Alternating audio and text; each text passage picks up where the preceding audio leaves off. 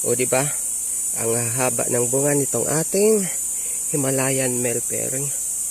Mulberry. Ngayon matamis. Masarap. Kagaya ko. Ayaw, di ba? Good morning po sa inyong lahat at nandito na naman po tayo sa ating tanim na mulberry. Papakita ko sa inyo yung ibang bunga niya. Ayan. Hinog na. Ayan, marami tayong makukuha ang hinog na bunga ngayon ng ating tanim na mulberry. Yung ibang minarkot natin. Ayan. May ugat na. May ugat na. Marami na siyang ugat. Hindi nyo nakikita. Ayan, ayan. Lapit natin. Ayan, marami ng ugat. Pwede na po yan kunin. Kaya lang, meron tayong pupuntahan ngayong araw. Pupunta tayo ng Robinsons. A-attend pa tayo ng last day ng 9th Bicol Alper Summit.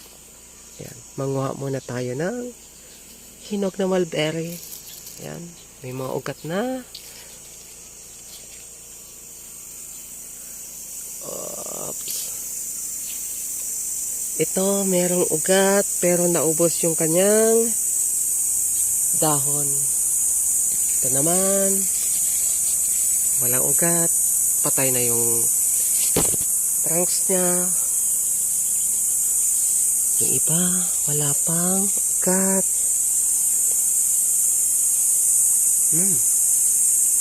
Napakatamis. Masarap. Kagaya ko.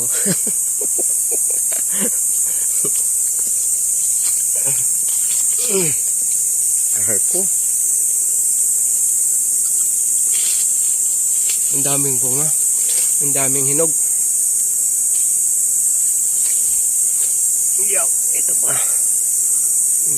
Ayan, may ugat na rin siya. Ito pa. May ugat na.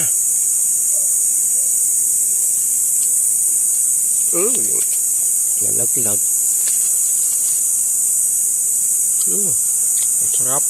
Pagdaya ko. Walang kuryente dito sa amin maghapon. Ito. Tuyo na pero may ugat siya. Baka bukas. Ayayin na natin. Putulin na natin siya. Ito may ugat na rin. Natutuyo na yung kanyang mga bunga. Ito patay. Para siyang mga uod.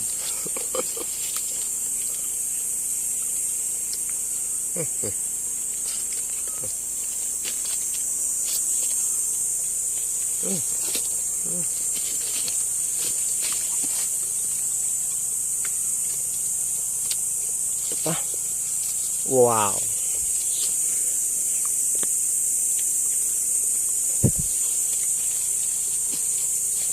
Yup. Ito pa.